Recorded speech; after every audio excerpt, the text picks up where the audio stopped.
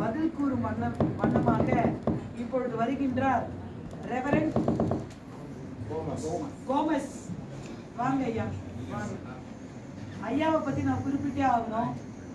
என்னுடைய பேரை கேள்விப்பட்டதுமே ஐயோ நான் எஸ்தர் ஜெகதீஸ்வருடைய பெரிய ஒரு ஃபேன் மின்விசிறி அப்படின்ட்டா. என்னுடைய ஃபேன் சொன்னாரா ஐயா. ஐயா அவர்களுக்கு என்னுடைய வணக்கத்தை நன்றி தெரிவிச்சுக்கிறேன். என்னுடைய வீடியோஸ் எல்லாம் நிறைய பார்த்துருக்கிறாரா. என்னுடைய பேர்ல யூடியூப் சேனல் இருக்கு, 2 யூடியூப் சேனல் இருக்கு. மோட்டிவேஷனல் ஸ்பீக்கர் எஸ்தர்னு ஒரு யூடியூப் சேனல் இருக்கு. டாக்டர் எஸ்தர் ஜெகதீஸ்வரி வீட்டிற்குள் வெளிச்சம் அப்படின்ற ஒரு சேனல் வச்சிருக்கேன்.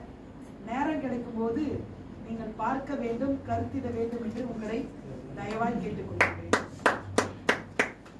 ரைட். இங்கு அரங்கத்தில் வீட்டிற்கும் அனைவருக்கும்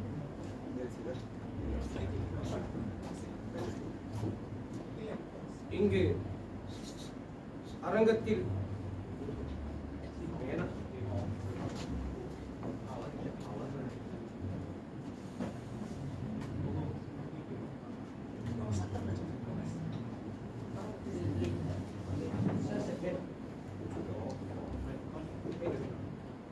இங்கு அரங்கத்தில் வீட்டிற்கும் அனைவருக்கும், மேடையில் வீட்டிற்கும் எங்கள் நடுவருக்கும் வணக்கம் கூறி நான் என்னுடைய பேச்சை ஆரம்பிக்கிறேன்.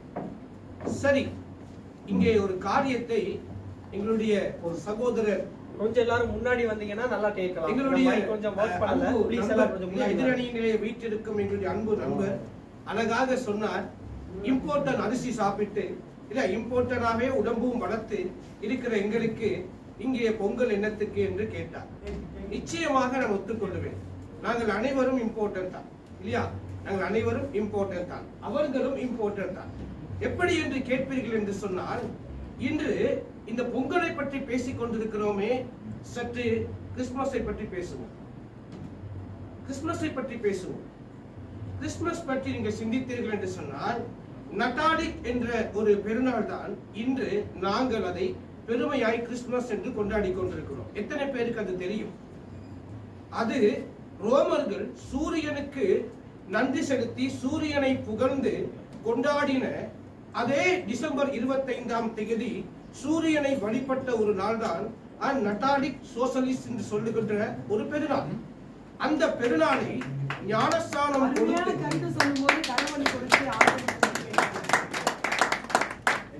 அந்த பெருநாளை பற்றி ஒருவர் இப்படி சொல்லி இருக்கிறார். சிப்ரியன் என்கிற ஒரு பெரிய இறையனாளர், அந்த கால ரோமன் கத்தோலிக்க சபையில் இருந்த ஒரு பெரிய இறையனாளர் என்ன சொல்லியிருக்கிறார் சொன்னா, ஒரு இறை குருவானவராகவும் இருந்திருக்கிறார். அவர் சொல்லுகிறார், இறைவனின் செயல் எவ்வளவு அதிசயமானது, இறைவனின் செயல். சூரியன் பிறந்த நாளில் கிறிஸ்துவும் பிறந்திருக்கிறாரே என்று சொல்லி அந்த நாளை நியமித்து அதை கிறிஸ்துவுடனே ஒப்பிட்டு அவர் என்ன செய்திருக்கிறார்? நட்டாலிக்கு ஒரு ஞானஸ்தானத்தை கொடுத்து அவர் கிறிஸ்துமஸாக மாற்றிவிட்டார். அப்ப நட்டாலிக்கை ஞானஸ்தானம் கொடுத்து கிறிஸ்துவாக மாற்ற முடிகிறது இல்லையா? பாருங்க, பெரிய சாமியை அந்தோணி சாமியாக ஞானஸ்தானம் கொடுத்து மாற்ற முடிகிறது. கடைசியில அவன் என்ன செய்கிறான்? ஒரு குருவானவர் சொல்லுகிறார், பெரிய சாமி ரொம்ப குடிக்கார். அப்ப அந்த குடிக்காரன் கிட்ட சொல்றாரு, இனிமேல் நீ குடிக்க கூடாது, ஏனென்றால் உனக்கு ஞானஸ்தானம் கொடுத்து விட்டேன், நீ என்ன செய்றாய்? நீ அந்தோணி சாமி. அவன் சொன்னான், நல்லது, அப்ப என்ன குடிக்கலாம்? காபி டீ எல்லாம் குடிக்கலாம். அவன் போனான், காபோத்தல் சாராயத்தை எடுத்தான், 2 முக்கு நான் தண்ணியில, இனிமேல் நீ காபி டீ என்று அழைக்கப்படுவாய். இதே போல நீங்க கிறிஸ்துமஸுக்கு ஞானஸ்தானம் கொடுத்து அந்த கிறிஸ்துமஸையே நீங்க கொண்டாடிக்கிட்டு இருக்கீங்க. இது அந்த சூரியனை வழிபட்ட நாளிலே இல்லையா? இன்னைக்கு நீங்க பாத்தீங்கன்னா நிச்சயமாக நாங்கள் இம்பார்ட்டன்டா வெளிநாட்டிலிருந்து வந்த காரியங்கள் தான் நாங்கள் ஏற்றுக்கொண்டிருக்கிறோம். இன்னைக்கு நீங்க பாருங்க, இயேசு கிறிஸ்துவானவர் ஆசிய நாட்டவர்னு பெருமையாய் பேசிக் கொண்டிருக்கிறோம். எங்களுடைய கிறிஸ்தவ அடையாளங்களை பாருங்கள், ஆலயங்களை பாருங்கள், உடைகளை பாருங்கள். எப்பயாவது ஆசிய நாட்டவருடைய கலாச்சாரம் எங்களுக்கு இருக்கா? எல்லாம் வெளிநாட்டு கலாச்சாரம் தான் எங்களுக்கு இருக்கு. ஐரோப்பியர் கொண்டு வந்து புகுத்தினதான் நாம் பின்பற்றி கொண்டிருக்கிறோம். ஆனா இயேசுவானவர் ஐரோப்பியர் அல்லவே. அப்பதான் கட்டையான மாதிரி அந்த மனுஷியத்தை இழுத்துக்கிட்டு இருக்குது இல்லையா? கட்டையாய் உடுத்தி வந்து உட்கார்ந்துக்கிட்டு சேச்சில அப்பதான் கட்டையானுச்சாங்கிற மாதிரி இழுத்து கொண்டிருந்தா எப்படி இருக்கும்? அது நியாயம் இல்லையே. அதான் நாங்க என்ன சொல்றோம், நாங்க என்ன சொல்றோம்னு சொன்னா, அதாவது கிறிஸ்தவம் கலாச்சாரத்துக்குள் வர வேண்டும். கலாச்சாரத்தில் இருக்கிற நாங்க மற்ற இடங்களுக்கு மற்றவங்களுடைய கலாச்சாரத்தை நாங்க தனித்துக் கொள்ள வேண்டிய அவசியம் எங்களுக்கு கிடையாது. ஏன்னா எங்களுடைய எல்லா பண்டிகைகளும், பொதுவாக எல்லா பண்டிகைகளும் எப்படிப்பட்டது என்று சொன்னால், எல்லா பண்டிகைகளும் வாழ்வியலோடு சம்பந்தப்பட்டது என்றால் நீங்க ஏற்றுக்கொள்வீங்களா? அதான் உண்மை. ஏன்னா எல்லா பண்டிகைகளும் வாழ்வியலோடு சம்பந்தப்பட்டது.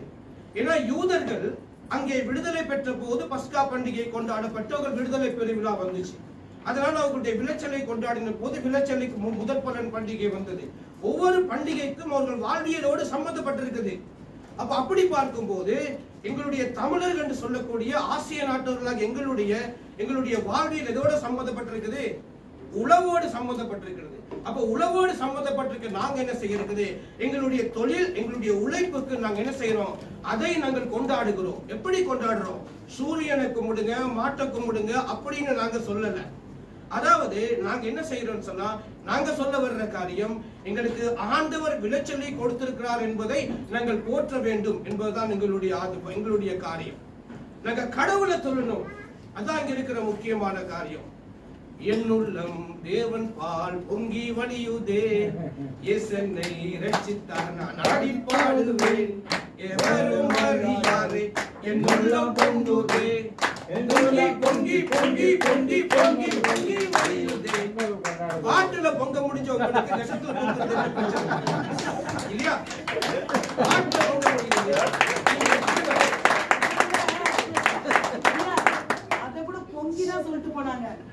யோசிச்சு பாருங்க, இவங்க உட்கார்ந்து இருக்காங்களே, நிச்சயமா இவங்க எங்கேயாவது நிச்சயமா யாராவது வாடகை வீடு மாறி இருப்பாங்க, புது வீடு வாங்கி இருப்பாங்க.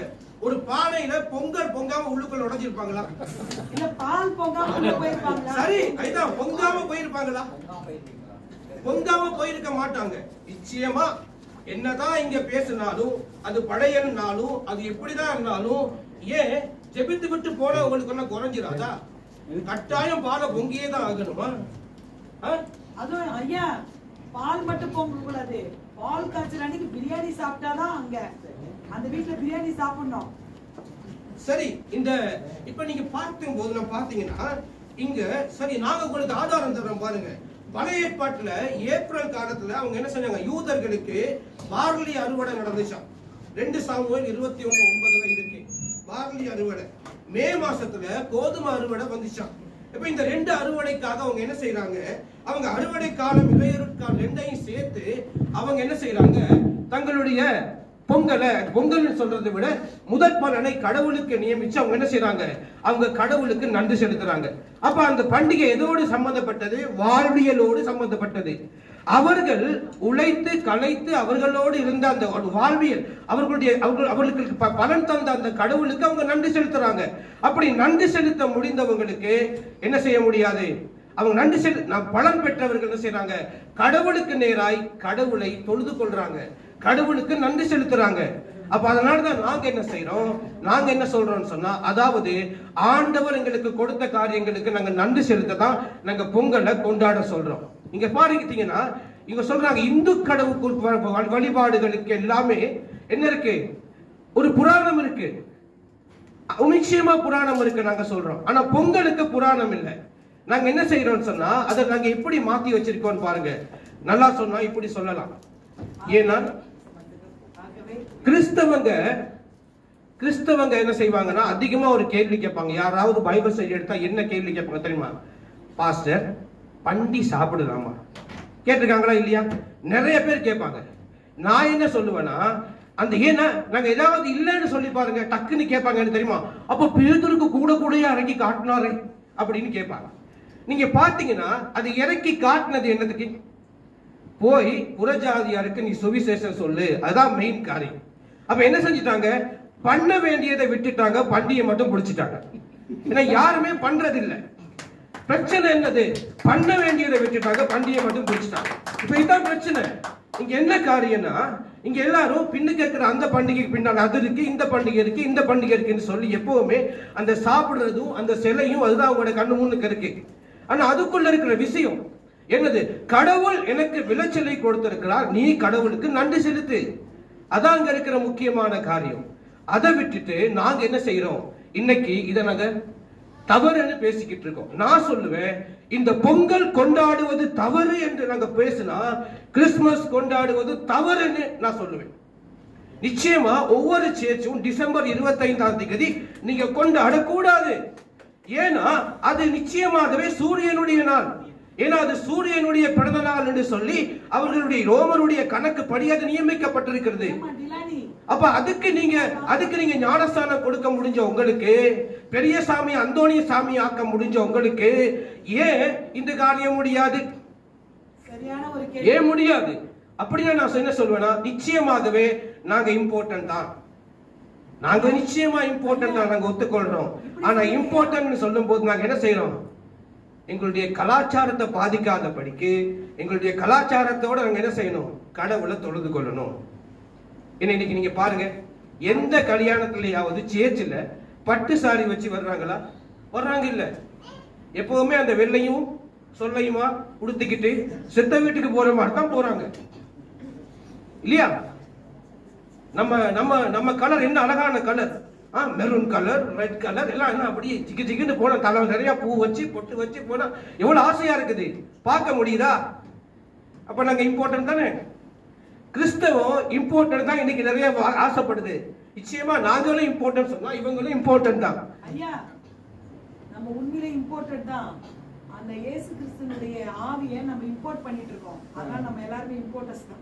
சரி, என்னுடைய நேரம் நிறைவடைந்து நான் என்ன சொல்றேன்னா, கடைசியா ஒரே ஒரு காரியம் என்னன்னா, நீங்க பொங்கலை தவிர்த்தீங்கன்னா இனிமேல் தயவு செய்து கிறிஸ்துமஸும் கொண்டாடுங்க. கொண்டாடாதீங்க, கொண்டாடாதீங்க. பொங்கல் கொண்டாடுவது தவறுனா நீங்க கிறிஸ்துமஸையும் என்ன செய்யுங்க? கொண்டாட கூடாது. ஆகவே நான் என்று கூறி கிறிஸ்துமஸை கொண்டாடாதீங்க கொண்டாடாதீங்கன்னு சொல்லி கூறி நான் நிறைவு செய்கிறேன்.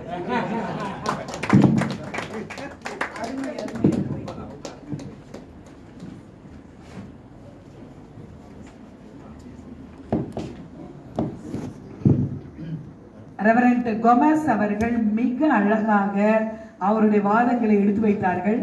அவர் ஒரு கேள்வியோட முடிச்சிருக்கிறாரு. நீங்க பொங்கல் கொண்டாடக்கூடாதுன்னு சொல்றீங்கன்னா அப்ப கிறிஸ்துமஸையும் நீங்க கொண்டாடக்கூடாது.